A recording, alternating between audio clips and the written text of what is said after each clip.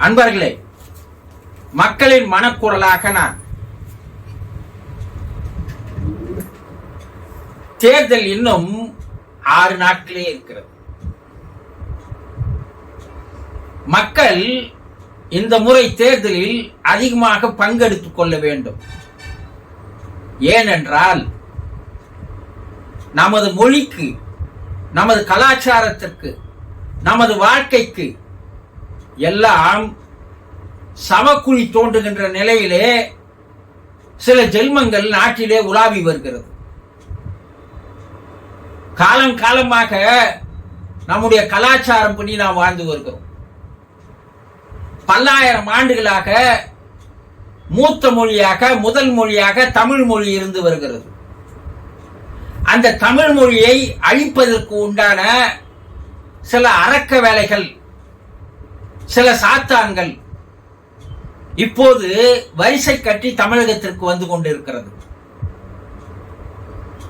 இதையெல்லாம் நாம் விழித்துக் கொள்ளவில்லை என்றில் அவர்களுடைய வலையில் நாம் சிக்கி சீரழிந்து போய்விடுவோம். என்னுடைய பாட்டன், அவனுடைய பாட்டன், அவனுடைய முப்பாட்டன், என்னுடைய தமிழ் பேரரசர்கள் என்று உலகம் முழுவதும் தமிழை பரப்பியவர்கள் நாம். தமிழ் போல் இனிதானது ஒரு மொழி காணும் என்று சொன்னார்கள். தேனினும் மிகுதியானது தமிழ். அப்படிப்பட்ட தமிழை சில ஆண்டுகளாக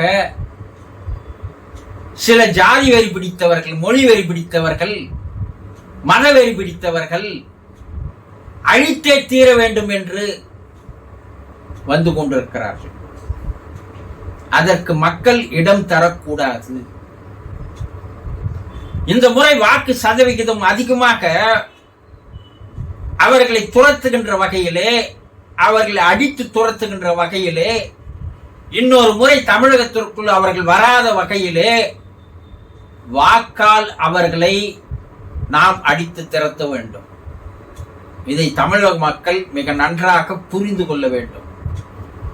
இதை செய்ய தவறினால் உங்களுடைய பிள்ளைகளுடைய பாரம்பரியம் அழிந்து போய்விடும். உங்கள் பிள்ளைகளுக்கு நம்முடைய பாரம்பரியம் தெரியாமல் போய்விடும்.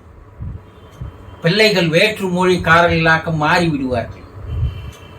கட்டாயப்படுத்தி அவர்களுக்குள் திணித்து விடுவார்கள். பல ஆயிரம் ஆண்டு காலமாக இருந்த கலாச்சாரம் ஏமாந்து போனீர்களே, ஆனால் கல்லறைக்கு அனுப்பி விடுவார்கள். இதையெல்லாம் மக்கள் நினைவில் வைத்துக் கொள்ள வேண்டும். இன்று நாம் பார்க்க போகின்ற தொகுதி திருவண்ணாமலை தொகுதி. பஞ்சபூத ஸ்தலங்களில் அக்னி ஸ்தலமாக விளங்குகின்ற ஒரு அற்புதமான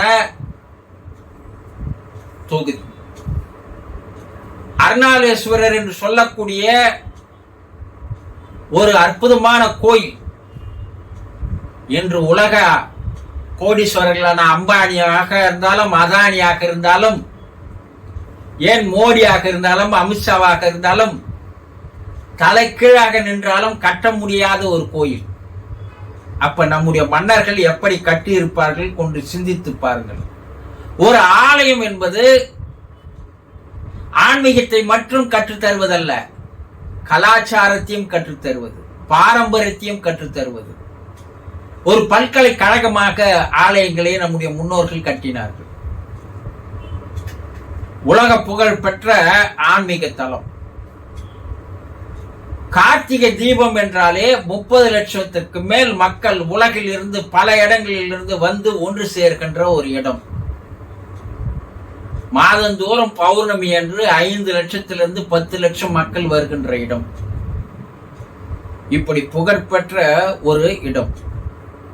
இதில் 6 சட்டமன்ற தொகுதிகள் இருக்கிறது. ஜோலார்பேட்டை, திருப்பத்தூர், செங்கம், கலசப்பாக்கம், கீழ்பெண்ணாத்தூர், திருவண்ணாமலை.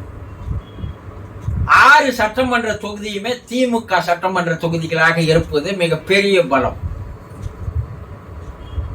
இந்த இடத்தில் பார்த்தோமேயானால் ஏற்கனவே 2 முறை நின்றவர் இம்முறையும் நிற்கிறார். CN Annadurai sitting MP.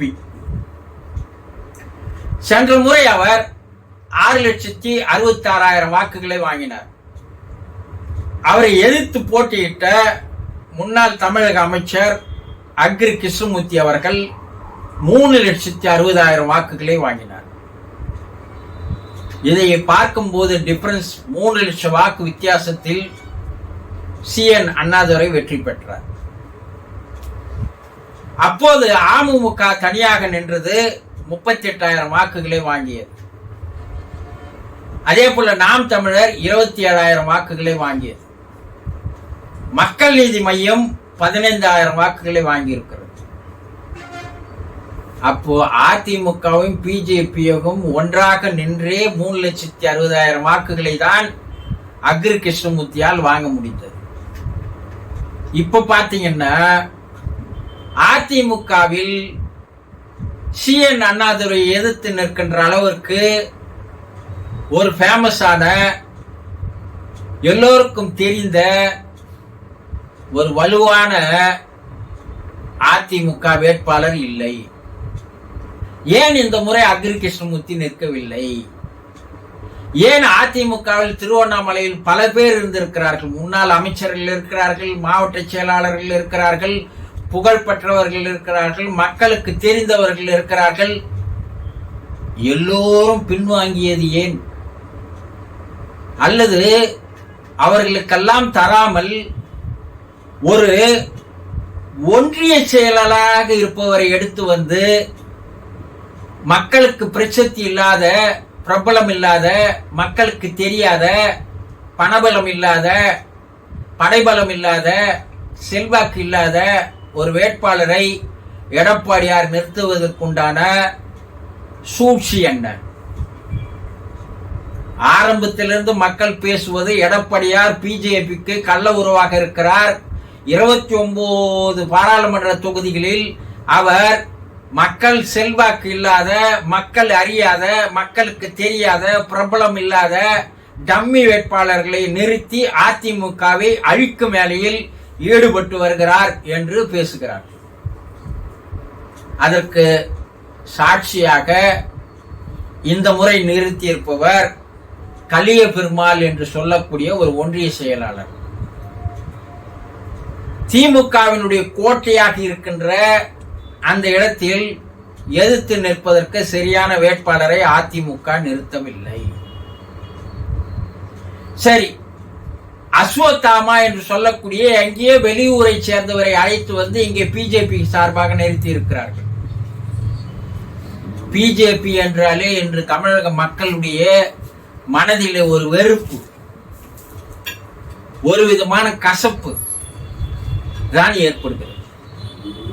அதையும் மோடியை நினைத்தாலே அவர்களுக்கு கேஸ் விலை நினைவுக்கு வருகிறது, பெட்ரோல் நினைவுக்கு வருகிறது, விளைபொருட்கள் விலை நினைவுக்கு வருகிறது, 15 லட்சம் நினைவுக்கு வருகிறது. எல்லாம் அவரை பற்றி நினைவுக்கு வருவதோடு உலகத்திலேயே அதிகமான ஊழல் பண்ணவராக அவரை நினைக்கிறார்கள். தமிழகத்தை மக்களை பொறுத்தவரையில் பிஜேபி என்பது ஒரு அருவருக்கத்தக்க கட்சி, ஒரு தீண்டத்தகாத கட்சி என்றுதான் மக்கள் நினைக்கிறார். ஆகவே அங்க பிஜேபி எடுபடாது. நாம் தமிழர் கட்சியில் போன முறை நின்ற மருத்துவரே ரமேஷ் பாபு என்பவர் போன முறை நின்று 27,000 வாக்குகள் பெற்றார். இந்த முறையும் அவர் தான் நிற்கிறார். அவருக்கு வாக்கு சதவிகிதம் உயர்வதற்கு உண்டான வாய்ப்புகள் இருக்கிறது. இருக்கின்ற நிலைகளை பார்த்தால், ஆனால் மக்களிடையே ஒரு குறை இருக்கிறது. என்ன குறை? திருப்பத்தூர் தொகுதியில் ஏலகிரி சுற்றுலா தலமாக இருக்கிறது.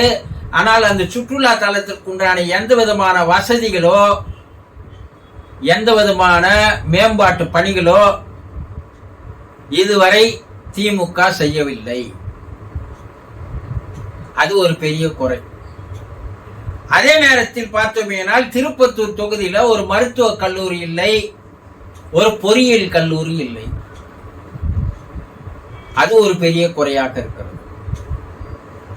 கலசப்பாக்க தொகுதியிலே பர்வதமலை என்று சொல்லக்கூடிய ஒரு அற்புதமான மலை இருக்கிறது. அதை ஒரு சுற்றுலா தலமாக மாற்றலாம். அதுக்கு ஒரு ரோப் கார் வசதி செய்யலாம். மக்கள் அங்கேயும் பௌர்ணமியானால் அதிகமாக மக்கள் வருகிறார்கள். அதையும் செய்யவில்லை. திமுக என்பது வெற்றி பெற்று விடுகிறதை தவிர தொகுதி வளர்ச்சி பணிகளில் அதிகமாக கவனம் செலுத்துவது இல்லை என்று இந்த தொகுதி மக்களிடையே ஒரு மனக்குறை இருந்து வருகிறது.